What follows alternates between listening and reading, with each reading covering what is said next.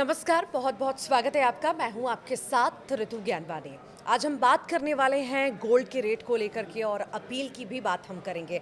दरअसल गोल्ड का रेट आप देख रहे हैं, लगातार रिकॉर्ड हाई हम रेट्स देख रहे हैं गोल्ड के। इसी बीच स्टॉक मार्केट की अगर हम बात करें तो उसमें भी उतार चढ़ाव लगातार नजर आ रहे हैं। इसी बीच पीएम मोदी की अपील कि अभी 1 साल तक गोल्ड ना खरीदें, इस अपील के बाद कितना असर हुआ लोगों पर? क्या वाकई लोगों ने इसे फॉलो किया या बढ़ चढ़कर खरीदारी की?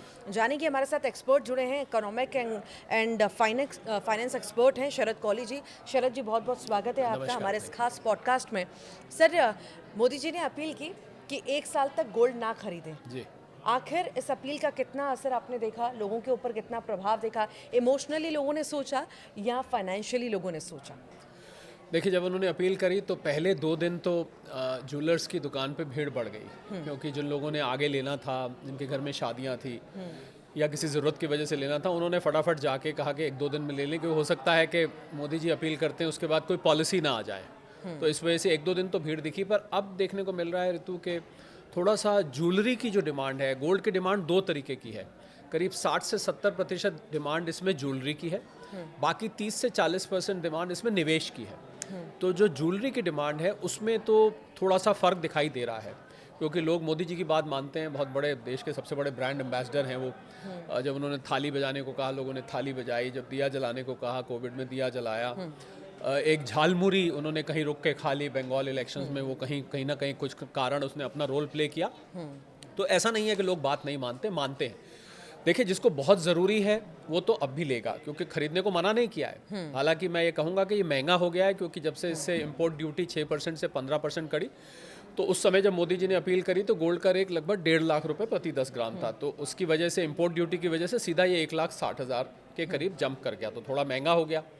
अब जहाँ फ़र्क नहीं पड़ा है, मैं आपको वो बता देता हूँ। जो निवेश की डिमांड है वहाँ पर इतना फ़र्क नहीं दिखाई दे रहा है, क्योंकि जो गोल्ड के ETFs हैं, जिसको हम एक्सचेंज ट्रेडेड फंड्स कहते हैं, और जो गोल्ड के म्यूचुअल फंड्स हैं, क्योंकि लोगों को ऋतु ऐसा लगता है कि भाई हम सीधा गोल्ड तो ले नहीं रहे।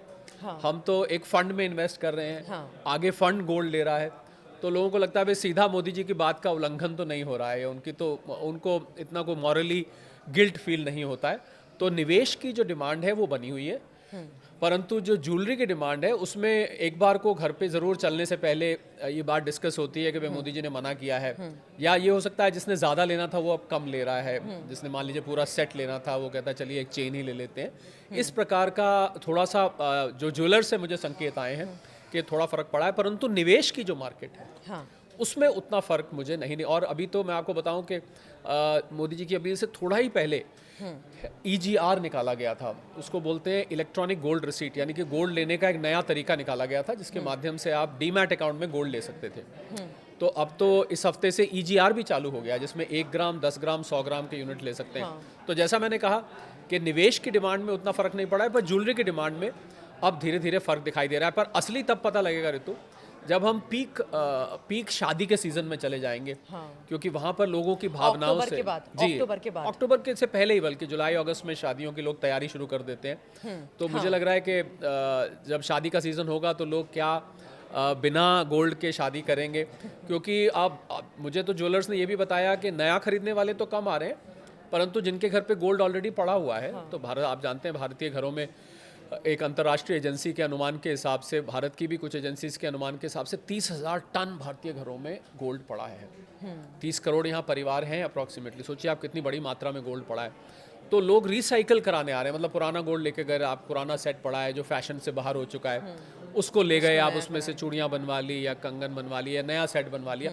तो ये काम तो अभी भी चल रहा है, परंतु नया खरीदने में थोड़ा थोड़ा फ़र्क पड़ा है। पर असली टेस्ट मोदी जी की बात का तभी होगा जब शादी का सीज़न आएगा और लोगों के सिर पर आ पड़ेगी, क्या वो बिना गोल्ड के नए खरीदे शादी करेंगे, नहीं करेंगे, ये हमें समय बताएगा। ये तो हमने अपील की बात की, ज़रूरत की बात हमने की कि शादी ब्याह है, सब में गोल्ड लेने की ज़रूरत पड़ती है। अगर हम सुरक्षित ऑप्शन की बात करें तो सुरक्षित ऑप्शन क्या है सबसे ज़्यादा लोगों के लिए? देखिए, सुरक्षित ऑप्शन तो गोल्ड को शुरू से ही माना जाता है, क्योंकि ऐसे मुसीबत का साथी, मुसीबत के वक्त में लोग गोल्ड की तरफ जाते हैं। ये तो देखा ही जाता है, ये तो शुरू से ही है। तो वो डिमांड भी, जैसा मैंने आपको कहा कि जो निवेश की डिमांड है, अब मान लीजिए किसी ने निवेश के लिए कॉइन लेना है, या निवेश के लिए आपने वो छोटा सा चिप मिलता है वो लेना है, बिस्किट बोलते हैं जिसको, तो वो भी डिमांड में उतना फर्क नहीं पड़ा है ऋतु। मैं आपको सच बात बताऊं, ज्वेलरी की डिमांड में थोड़ा सा फर्क पड़ा है, क्योंकि ज्वेलरी ऐसी चीज़ होती है, उसमें थोड़ा सा एक घरेलू बात भी है। घरेलू बात यह है कि मुझे पता लगा किसी महिला ने कहा कि मुझे नया मंगलसूत्र चाहिए, तो उनके जो हस्बैंड थे उन्होंने कहा कि देखो मोदी जी ने मना किया है, तो अभी आप मत लीजिए। तो इस प्रकार का भी पैटर्न देखने को मिल रहा है। तो ज्वेलरी में फ़र्क पड़ा है, पर मुझे लगता है कालांतर में, और मोदी जी ने, ऋतु एक बात ध्यान देने वाली बात यह है, मोदी जी ने 1 साल के लिए मना किया। तो उन्होंने जब 1 साल का कहा तो कोई 1 साल ऐसा कोई बहुत कैलकुलेटेड पीरियड नहीं था, उन्होंने अंदाजे से 1 साल के लिए कह दिया। अगर ये क्रूड ऑयल के दाम गिरते इनडायरेक्टली हैं, हम कह सकते हैं लोगों को इंडियन इकोनॉमी पर भरोसा रखने के लिए कहा गया है कि हाँ भाई इस पर भरोसा आप रखो, कहीं ना कहीं अच्छा ऑप्शन है। ये इसलिए कहा गया है क्योंकि $72 बिलियन का हमने पिछले साल गोल्ड इंपोर्ट किया, तो बहुत बड़ी मात्रा में हमारे विदेशी मुद्रा भंडार खर्च हो रहा था, इसलिए मोदी जी ने कहा। पर उन्होंने, जैसा मैंने कहा कि 1 साल उन्होंने अंदाजे से कहा है। अगर परिस्थिति पहले सुधर जाती है और क्रूड ऑयल के दाम नीचे आ जाते हैं, विदेशी मुद्रा भंडार उतनी स्पीड से खाली नहीं होता, तो 1 साल से पहले भी आप खरीद सकते हैं, कोई ऐसी बात नहीं है। मतलब परिस्थितियां सुधरने से मतलब है, 1 साल उन्होंने ऐसे अंदाजे से बोल दिया। बार बार ये भी कहा जाता है कि देश की इकोनॉमी स्ट्रांग है, अगर इकोनॉमी स्ट्रांग है तो लोग गोल्ड की तरफ भाग क्यों रहे? देखिए, इकोनॉमी स्ट्रांग होने से ऐसा ज़रूरी नहीं है कि अगर इकोनॉमी स्ट्रांग हो तो आप गोल्ड नहीं खरीदेंगे। पहली बात तो ऐसा नहीं है, क्योंकि गोल्ड को पिछले आप 2-3 साल में देखें तो जिस प्रकार सेंट्रल बैंक्स ने गोल्ड बेतहाशा इकट्ठा किया है, तो अब तो इकोनॉमी स्ट्रांग हो या वीक हो, रिसेशन हो या बूम हो, कुछ भी हो, गोल्ड की तरफ अब बहुत सारे निवेशक आ चुके हैं। तो मुझे लगता है अब इसका इकोनॉमी से वीक का गोल्ड का इतना संबंध नहीं रह गया। पहले ऐसा हुआ करता था, अब ऐसा कुछ नहीं है। जो गोल्ड के निवेशक, इतने नए निवेशक ऋतु इसमें जुड़े हैं पिछले 2 साल में कि आप कल्पना भी नहीं कर सकते। लोगों ने शेयर मार्केट से हट के गोल्ड में आए हैं। अच्छा, जेनजी बहुत बड़ी मात्रा में गोल्ड में आए हैं। इनफैक्ट जो डिजिटल गोल्ड में, आपको याद होगा पीछे कुछ प्लेटफॉर्म में नाम नहीं लेता, वहाँ पर इन्वेस्टमेंट करा थे, जिसके बारे में सेबी ने बोला था कि हम इसके जिम्मेवार नहीं है, ये मान्यता प्राप्त नहीं है।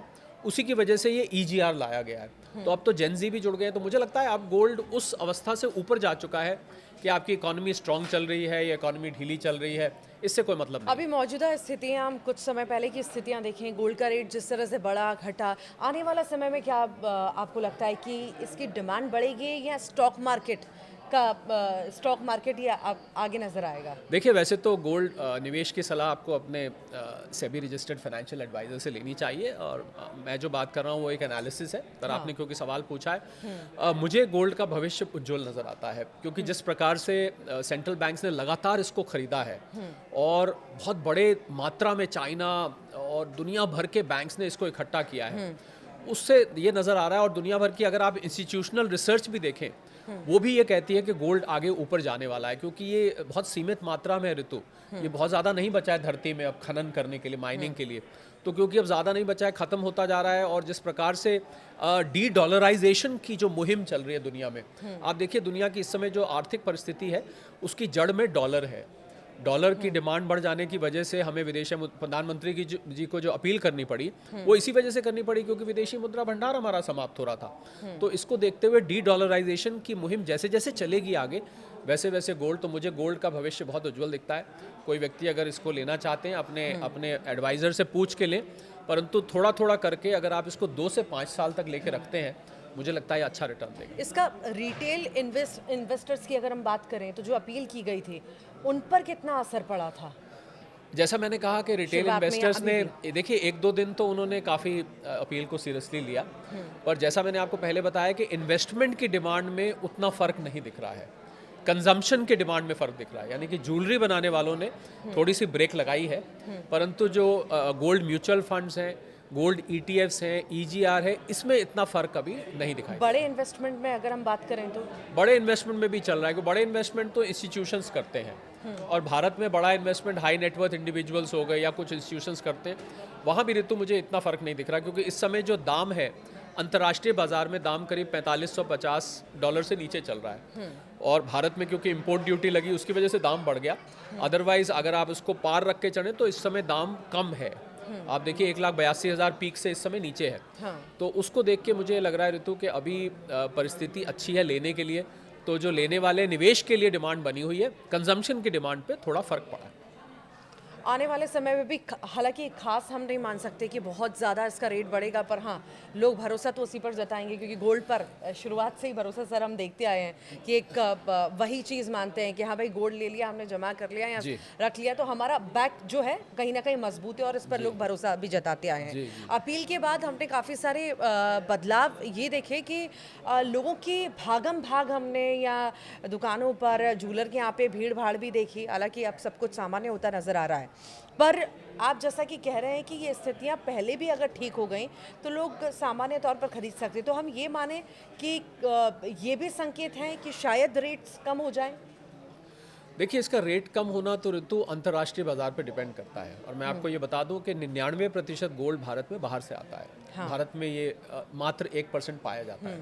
तो इसकी जो कीमत होती है उसको हम प्राइस डिस्कवरी कहते हैं। वो प्राइस डिस्कवरी इंटरनेशनली होती है। अमेरिका में न्यूयॉर्क में एक एक्सचेंज है जिसको कॉमेक्स बोलते हैं, कमोडिटी एक्सचेंज, वहाँ पर होती है। लंदन में लंदन बुलियन मार्केट एसोसिएशन है, वहाँ पर होती है। तो इन दो जगह गोल्ड की प्राइस डिस्कवरी इसको बोलते हैं। तो भारत के देखिए, इंपोर्ट ड्यूटी बढ़ी तो बड़ा, पर भारत के आर्थिक पैमानों से, भारत की नीतियों से गोल्ड सिल्वर की प्राइसेस पे अंतर्राष्ट्रीय स्तर पे फर्क नहीं पड़ता है। तो अगर अंतर्राष्ट्रीय स्तर पर इसकी प्राइस बढ़ी तो भारत में अपने आप ही बढ़ने लगती है, ऐसे इसको समझ। अच्छा, अगर हम ये समझना चाहें गोल्ड का रेट बढ़ता है या घटता है, बाकी स्टॉक्स पर इसका कितना असर पड़ता है? देखिए, स्टॉक एक्सचेंज की आप बात कर रहे हैं, हाँ, शेयर मार्केट की बात कर रहे हैं। शेयर मार्केट इस समय मुझे लगता है एक मुश्किल दौर से गुजर रही है, क्योंकि रुपए का कमज़ोर होना। हाँ। और बाय द वे मैं आपको ये भी बताना चाहूँगा कि अगर रुपया और कमज़ोर होता है तो इससे भारत में सोने के दाम बढ़ते दिखाई देंगे, क्योंकि हम डॉलर में इंपोर्ट करते हैं। तो आपको अगर रुपया कमज़ोर होगा तो यहाँ से आपको थोड़ी सी गोल्ड में मजबूती आती दिखेगी। वापस शेयर मार्केट पे आता हूँ, जो आपका सवाल है। शेयर मार्केट इस समय थोड़े मुश्किल दौर में है, कभी ऊपर कभी नीचे, कभी ऊपर कभी नीचे, क्योंकि मुझे लग रहा है डोनाल्ड ट्रंप की स्टेटमेंट्स पे ये बिल्कुल जैसे सपेरा बीन बजाता है ना, तो वो सांप नाचता है, ऐसे ही बिल्कुल ये नाच रही है। जब ऐसा लगता है ये हाँ ना का जो खेल चल रहा है ईरान और अमेरिका के बीच में, कभी लगता है कि ट्रूस हो जाएगा, शांति हो जाएगी, ये प्रस्ताव स्वीकार, फिर अगले दिन लगता है नहीं होगा, फिर अगले दिन कोई धमकी आती है, फिर ईरान की तरफ से धमकी आती है, फिर लगता है शांति हो जाएगी, फिर लगता है धमकी। तो मार्केट ने पूरी तरह से मार्केट एक बहुत अनिश्चितता के माहौल में है इस समय।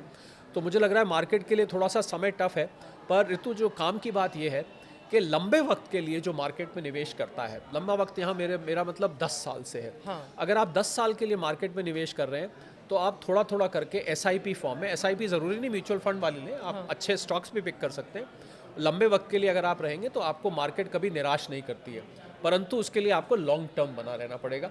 शॉर्ट टर्म में आपको मार्केट बहुत वॉलेटाइल दिखाई देगी, कभी ऊपर कभी नीचे, कभी ऊपर कभी नीचे, ये आपको मूवमेंट लगातार दिखती रहेगी। स्टेबिलिटी, धैर्य बहुत जरूरी है लंबे बिल्कुल, वक्त के मार्केट लिए। में बहुत धैर्य। मैंने SIP का नया नाम रखा, वैसे SIP को आपको पता होगा सिस्टमैटिक इन्वेस्टमेंट प्लान कहते हैं, मैंने उसका नाम रखा है सब्र इन्वेस्टमेंट प्लान, क्योंकि अगर आपके पास सब्र नहीं है तो आपको SIP नहीं करनी चाहिए। तो बहुत सारे लोग SIP से बीच में बंद करके निकल जाते हैं, जैसे ही NAV कम होती है निकल जाते हैं। ऐसा नहीं करना चाहिए। शेयर मार्केट में भी आप लगाएं, थोड़ा थोड़ा करके लगाएं, पीरियोडिकली लगाएं, जब जब मार्केट करेक्शन हो, और लंबे वक्त के लिए लगाएं, तो मार्केट निराश नहीं करती। फिलहाल के लिए स्थितियां मतलब इतनी ज़्यादा ख़राब नहीं है, अगर हम माने अपील का असर भी देखा गया और साथ ही साथ अब फिर से नॉर्मल सिचुएशन नज़र आ रही है। गोल्ड को लेकर भी इतनी खास हम भागा दौड़ नहीं देख रहे हैं और आने वाले समय में हालांकि सिचुएशंस पे डिपेंड करेगा कि क्या होता है, मार्केट क्या बोलता है, ऊपर नीचे, उस हिसाब से रेट भी रहेगा और उसी हिसाब से डिमांड भी रहेगी। बहुत शुक्रिया सर शरद जी आपका हमारे साथ जुड़ने के लिए, खास जानकारियाँ साझा करने के लिए।